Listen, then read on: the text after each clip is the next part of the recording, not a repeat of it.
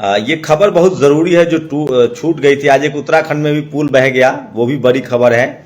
लेकिन मैं कुछ आज आपको बाबाओं की बात बताऊंगा। अभी हाथरस में जो भगदड़ हुआ, स्टैम्पीड हुआ, उसमें जिस तरह से 122 लोग की मौत हुई, उसके बाद जो उस आयोजन में जो बाबा थे उनके बारे में पता चला कि वो मानवता को अपना धर्म मानते हैं और मानवता का प्रचार प्रसार करते हैं, और वो गैर ब्राह्मण हैं, शेड्यूल कास्ट से हैं।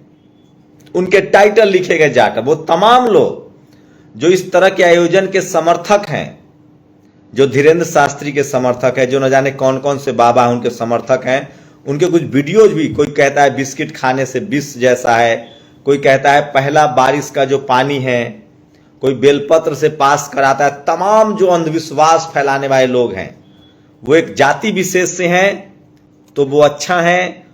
लेकिन सोचिए, बीएसपी सुप्रीमो मायावती ने कहा कि आप लोग बाबा साहेब के विचारों पर चलिए, संविधान को मानिए, आपका कोई भी बाबा भला नहीं कर सकता है, चाहे वो किसी भी समाज का हो, वो एससी हो, एसटी हो, ओबीसी हो।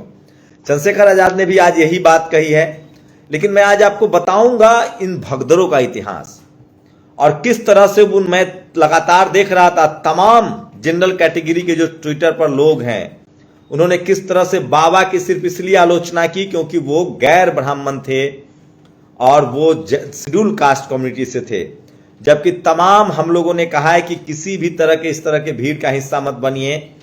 आपकी किस्मत, आपके बच्चों की किस्मत, आपकी बड़ बीमारी अस्पताल जाने से ठीक होगी, बढ़िया खाना, कपड़ा, आर्थिक स्थिति मजबूत करने से ठीक होगी, लाइफस्टाइल ठीक करने से ठीक होगी, और आपकी गरीबी दूर होगी बिजनेस से, व्यापार से, एजुकेशन से और संवैधानिक अधिकार से।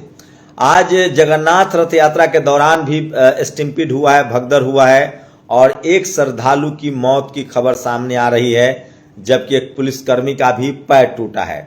लेकिन सवाल है कि इन सब पर कोई सवाल नहीं उठाया जाता है, और मैं कुछ ऐसे भगदड़ बताऊंगा जिससे आपको पहले पता चलेगा। इसीलिए विकास कुमार जाटव लिखते हैं, सूरजपाल से पहले बाबा हैं, आपके नाम के आगे जाटव नहीं लगाते हैं। लेकिन मीडिया ने सार्वजनिक जाटव सरनेम लगाकर यह सोचकर बताया कि जाटव बदनाम होंगे। आसाराम की जाति नहीं बताई गई, रामपाल की जाति नहीं बताई गई, राम रहीम की जाति नहीं बताई गई, देवकी नंदन की जाति नहीं बताई गई, जबकि वो देवकी नंदन ठाकुर लिखते हैं, बल्कि जबकि उनका शर्मा नाम है। लेकिन मीडिया ने सूरजपाल की जाति खोज कर लाई। ये किस तरह से अंबेडकरवाद को धकोसला बताने के लिए सब किया गया। सबसे ज्यादा जो समाज प्रोग्रेसिव है, जो समाज संवैधानिक तरीके से काम करता है, किस तरह से इस तरह की चीजें प्रसारित की गई है, तो वो भी खबर बताऊंगा। बीच में एक खबर आपको बता दूं, लालजी वर्मा ने ट्वीट किया है कि जम्मू कश्मीर के जो गवर्नर है मनोज सिन्हा, उनकी बेटी की सगाई में 11 लाख रुपए के खाने का प्लेट था, 8.5 करीब 11 लाख रुपए बिल आया था, 125 वहां गेस्ट थे, और 8,000 रुपए का एक प्लेट था, 8,000 रुपए का एक प्लेट था उनके बच्ची की शादी में। और उसका पैसा, खबर ये नहीं कि 8,000 रुपए का प्लेट था, खबर ये है कि उसको पैसे को जम्मू कश्मीर सरकार को देना पड़ा, और अब ये जांच पीएमओ तक पहुंच गई है। और एक से एक बाबा है, देखिए ये बाबा किडनी की बीमारी ठीक करता है। तो एक से एक तस्वीरें सोशल मीडिया पर वायरल है, कोई हथौड़े से मारता है, कोई कुछ करता है, कोई कुछ करता है, और ये तमाम जो अंधविश्वास है इसके खिलाफ कैंपेन चलना चाहिए। और इसको लेकर बीएसपी सुप्रीमो जी ने भी कहा है, चंद्रशेखर आजाद ने भी कहा है कि ये सब जो ये तमाम जो अंधविश्वास है उनके खिलाफ कैंपेन चलना चाहिए। लेकिन सोचिए, ये देखिए, ये तस्वीरें एक एक छोटा छोटा दिखा रहा हूं, किस तरह से इस तरह से अंधविश्वास फैलाया जाता है। तमाम लोग अंधविश्वास फैलाते हैं, लेकिन पहली बार हमने तो सुना था, ये देखिए ये ठोकने वाले बाबा हैं। ऐसे न जाने कितने सोशल मीडिया पर वीडियो आते हैं, ये हथौड़ा से इलाज करते हैं, कोई थप्पड़ मारता है। और सोचिए कितनी भगदड़ मची है। 25 अगस्त 2003 नासिक में भगदड़ मची, 39 श्रद्धालुओं की मौत हुई कुंभ के दौरान। 25 फरवरी 2005 सतारा में मंदरा देवी मंदिर में भगवत 340 लोगों की मौत। 3 अगस्त 2008 162 श्रद्धालुओं की मौत नैना देवी मंदिर। 30 सितंबर 2008 जोधपुर चामुंडा देवी मंदिर 250 श्रद्धालुओं की मौत। 6 मार्च प्रतापगढ़ कृपालुगढ़ मंदिर में 63 श्रद्धालुओं की मौत। 14 जनवरी 104 श्रद्धालुओं की मौत इडुक्की जिला केरल।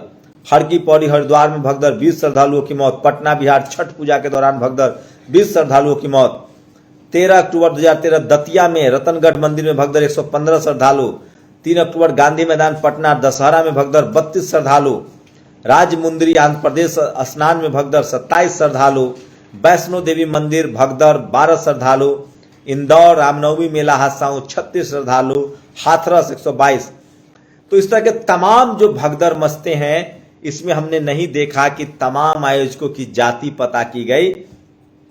लेकिन सोचिए कि अब इससे साफ हो गया है कि अगर आप गैर सवर्ण हैं तो आप इस तरह के बाबा बनकर भी नहीं बच सकते हैं और आपकी कटु आलोचना होगी। इसका मतलब है कि बाबागिरी के व्यवसाय में एससी एसटी ओबीसी के लिए, किसानों के लिए, अल्पसंख्यकों के लिए फिलहाल जगह नहीं है। बताया जा रहा है कि देश के बड़े विद्वानों में शामिल, ये देखिए, ये विजेंद्र चौहान जी हैं, ये यूपीएससी की तैयारी कराते हैं। इन्होंने कहा ब्राह्मणवाद के खिलाफ इन्होंने कैंपेन चलाया। इन्होंने कहा कि धर्म को ब्राह्मणवाद से खतरा है, तो इनके ऊपर एफआईआर कर दिया गया है। तो सोचिए, ब्राह्मणवाद एक, जैसे कोई चोरी करता है तो उसको चोर कहते हैं, कोई डाका डालता है तो उसको डकैत कहते हैं, कोई मर्डर करता है तो उसको हत्यारा कहते हैं। एक एडजेक्टिव है, ये विशेषण है। उसी तरह से ब्राह्मणवाद एक विशेषण है।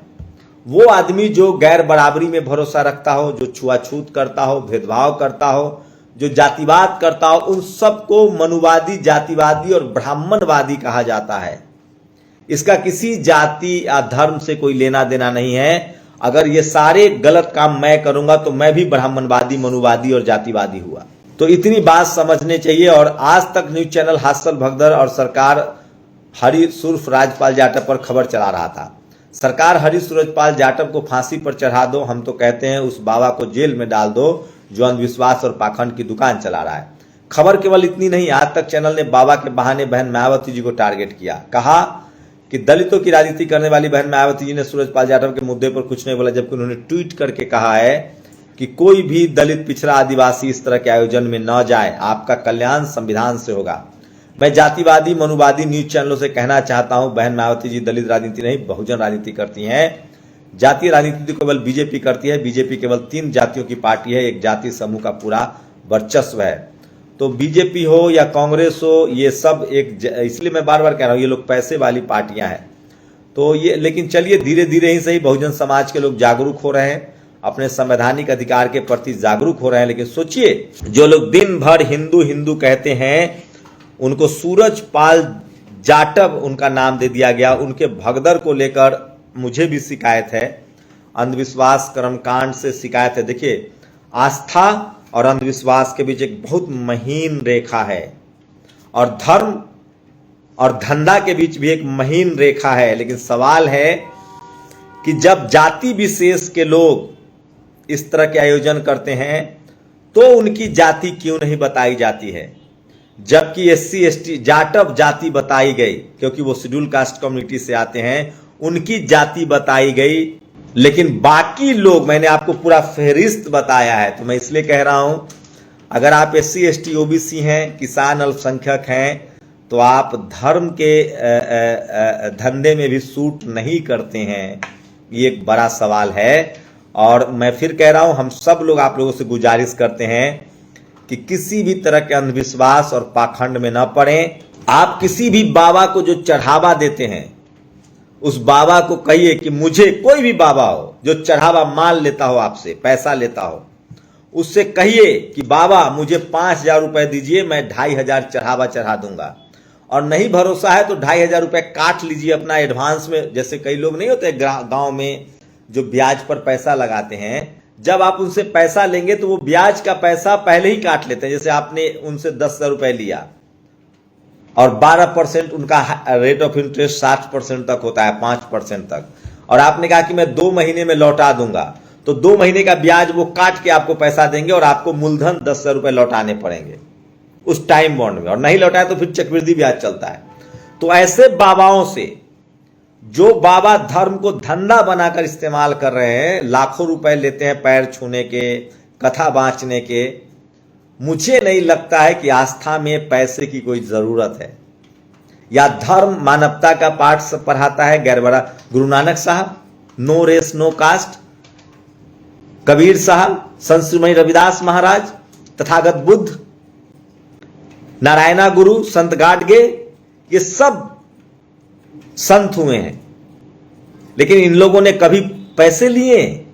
तो जो बाबा आपसे पैसे मांगता है, सोचिए आपके 10-10 रुपए से वो बाबा मर्सिडीज पर चलता है, बड़े बड़े कार पर चलता है। आप उनसे कहिए कि बाबा हमको 20 रुपया दीजिए तो हम 10 रुपया आपका चढ़ावा चढ़ाएंगे, पहले दीजिए बाबा, फायदा कराइए, हमारे बच्चे की नौकरी लगवा दीजिए, हमारे घर में अन्न का ढेर लगवा दीजिए, हमको 5 किलो सोना दिलवा दीजिए, हम 2.5 किलो आपको चढ़ा देंगे। सोचिए आपके 1-1 रुपए से, 10-10 रुपए से, 100-100, 200-200 रुपए से ये लोग अमीर हो जाते हैं और आप भगदड़ के शिकार होते हैं, आप स्टैम्पिड के शिकार होते हैं।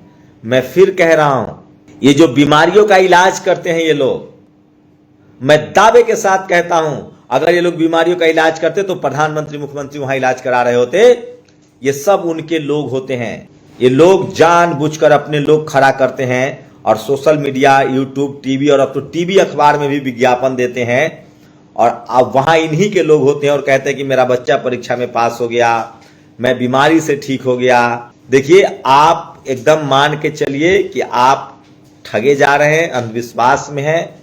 धर्म और धंधा को अलग कीजिए, अंधविश्वास को और आस्था को, दोनों को अलग कीजिए। आस्था आपकी हो सकती है, धर्म आपका हो सकता है, लेकिन धर्म के लोग जो धंधा कर रहे हैं उनसे सावधान रहिए।